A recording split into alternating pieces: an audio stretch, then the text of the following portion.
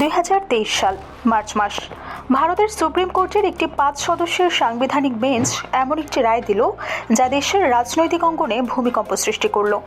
আদালত বললেন, নির্বাচন কমিশনার নিয়োগের যে প্রচলিত ব্যবস্থা চলে আসছে তাতে সরকারের একক প্রভাব খুব বেশি।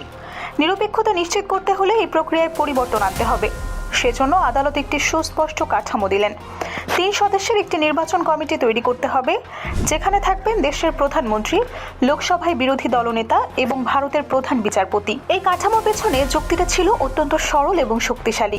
3টে স্তম্ভ: নির্বাহী বিভাগ, সংসদীয় বিরোধী পক্ষ এবং স্বাধীন বিচার বিভাগ। এই 3-এর সম্মিলিত সিদ্ধান্তে নির্বাচন কমিশনার বাছাই হলে কোনো একটি পক্ষ একচেটিয়া প্রভাব বিস্তার করতে পারবে না। ভারসাম্য থাকবে, স্বচ্ছতা থাকবে, জনগণের আস্থা অটুট থাকবে।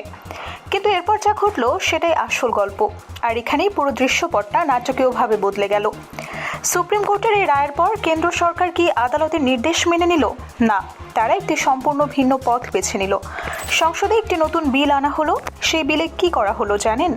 3 সদস্যের সেই কমিটি থেকে প্রধান বিচারপতিকে সরাসরি বাদ দেওয়া হলো। তার জায়গায় বসানো হলো প্রধানমন্ত্রী কর্তৃক মনোনীত একজন কেন্দ্রীয় ক্যাবিনেট মন্ত্রীকে। এর অর্থ কি দাঁড়ালো? নতুন কাঠামোতে 3 সদস্যের মধ্যে একজন হলেন প্রধানমন্ত্রী নিচে, আরেকজন প্রধানমন্ত্রীরই মনোনীত মন্ত্রী, আর তৃতীয়জন বিরোধী দলনেতা। অর্থাৎ 3 জনের মধ্যে 2 জনই সরকারের পক্ষের। বিরোধী দলনেতা যতই আপত্তি করুন, গলা ফাটিয়ে চিৎকার করুন, ভোটে তিনি একা, 2-এর বিরুদ্ধে 1। ফলাফল আগে থেকেই নির্ধারিত।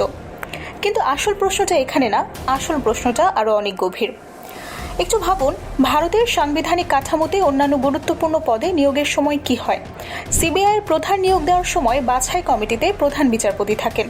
লোকপাল নিয়োগের সময় প্রধান বিচারপতি অথবা তার মনোনীত বিচারক থাকেন। এমনকি মানবাধিকার কমিশনের প্রধান নিয়োগেও বিচার বিভাগের প্রতিনিধিত্ব রাখা হয়। তাহলে প্রশ্ন দাঁড়ায়, সিবিআই প্রধান বাছাইয়ে যদি বিচারপতি থাকতে পারেন, লোকপাল বাছাইয়ে যদি থাকতে পারেন, তাহলে নির্বাচন কমিশনের মতো চরম সংবেদনশীল সংস্থায় তাকে বাদ দেওয়া হলো কেন? কি এমন বিশেষ কারণ আছে যে ঠিক এই জায়গাতেই প্রধান বিচারপতির উপস্থিতি অসুবিধাজনক হয়ে দাঁড়ালো? আর ঠিক এই প্রশ্নটাই সুপ্রিম কোর্ট সরাসরি সরকারের মুখের উপর ছুড়ে দিয়েছেন। সম্প্রতি বিতর্কিত আইনের বৈধতা চ্যালেঞ্জ করে যে মামলাটি সুপ্রিম কোর্টে শুনানি হচ্ছে, সেখানে বিচারপতি দীপঙ্কর দত্ত সহ বেঞ্চের বিচারকগণ যে পর্যবেক্ষণ দিয়েছেন তা শুধু আইনি ভাষায় নয়, গণতন্ত্রের মর্মবাণী হিসেবেও অত্যন্ত তাৎপর্যপূর্ণ।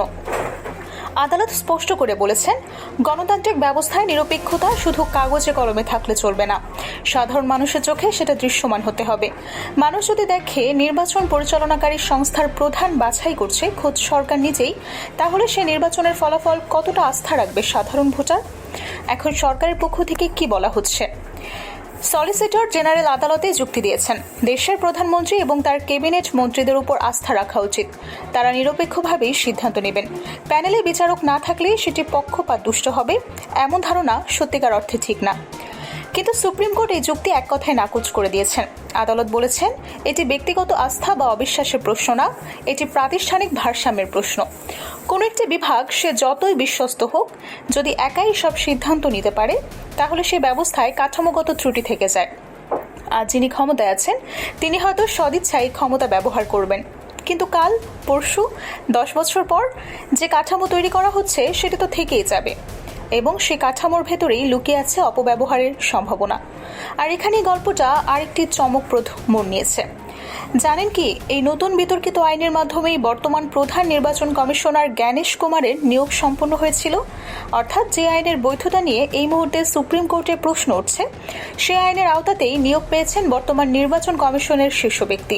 তাহলে যদি আদালত এই আইনকে অসাংবিধানিক ঘোষণা করে, তখন কি হবে? বর্তমান কমিশনারের পদ কি টিকবে? তার অধীনে হওয়া বা হতে চলা নির্বাচনের বৈধতা কি প্রশ্নবিদ্ধ হবে? এই প্রশ্নগুলো এখনো পর্যন্ত উত্তরহীন। এবার একটু বড় পরিপ্রেক্ষিতে দেখা যাক। ভারতের নির্বাচন কমিশন, এই প্রতিষ্ঠানটি 1950 সাল থেকে দেশের গণতান্ত্রিক প্রতিক্রিয়ায় রক্ষা কবচ হিসেবে কাজ করে আসছে। টিএন সেশনের মতো কমিশনাররা একসময় এই পদকে এমন এক উচ্চতায় নিয়ে গিয়েছিল যে ক্ষমতাসীন সরকারও নির্বাচন কমিশনের সামনে মাথা নত করতে বাধ্য হতো। মনে পড়ে কি সেই সময়ের কথা, যখন নির্বাচন কমিশনারের একটি নির্দেশে মুখ্যমন্ত্রী বদল হয়ে যেত, মন্ত্রীরা বরখাস্ত হতেন, এমনকি নির্বাচনই পিছিয়ে দেওয়া হতো। সেই কমিশনের ক্ষমতা এবং মর্যাদা ছিল এতটাই যে পৃথিবীর বৃহত্তম গণতন্ত্র বলতে শুধু ভোটারের সংখ্যা নয়, নিরপেক্ষ নির্বাচনী ব্যবস্থাকেও বোঝানো হতো। কিন্তু আজ সেই প্রতিষ্ঠান নিয়ে যে প্রশ্ন উঠছে তা শুধু একটি আইনি বিতর্ক না, এটি ভারতের গণতান্ত্রিক আত্মার সংকট। বিরোধী রাজনৈতিক দলগুলো ইতোমধ্যেই তাদের প্রতিক্রিয়া জানিয়েছে। কংগ্রেস নেতা রাহুল গান্ধী সামাজিক মাধ্যমে বলেছেন, নির্বাচন কমিশনের স্বাধীনতায় হস্তক্ষেপ করে সরকার জনগণের ভোটাধিকারকেই প্রশ্নবিদ্ধ করে ফেলছে। পশ্চিমবঙ্গের মুখ্যমন্ত্রী মমতা ব্যানার্জি বলছেন, নির্বাচন কমিশনকে শুধু নিরপেক্ষ হলেই চলবে না, তাকে সরকারের নিয়ন্ত্রণ থেকেও সম্পূর্ণ মুক্ত হিসেবে দৃশ্যমান হতে হবে। কিন্তু শুধু বিরোধী দলগুলোই নয়, এই প্রশ্ন এখন সাধারণ মানুষের মনেও।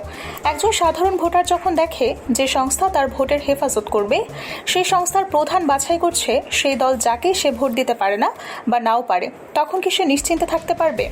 একজন কৃষক, একজন শ্রমিক, একজন ছাত্র যখন জানবে ইলেকশন কমিশনের বস আসলে সরকারেরই পছন্দের মানুষ, তখন সে কি ভরসা রাখতে পারবে এই ব্যবস্থাটাতে? এখন সুপ্রিম কোর্ট বিষয়টি আরও বৃহত্তর সংবিধান বেঞ্চে পাঠাবে কিনা সেই সিদ্ধান্ত এখনও ঝুলে আছে। যদি পাঠানো হয় তাহলে এই মামলা ভারতের সাংবিধানিক ইতিহাসে অন্যতম গুরুত্বপূর্ণ মামলা হয়ে উঠতে পারে। আর যদি না হয় তাহলে এই বিতর্ক থামবে না, কারণ প্রশ্নটা আর শুধু আইনের না, প্রশ্নটা এখন বিশ্বাসের। এবার একটু আলাদাভাবে চিন্তা করুন।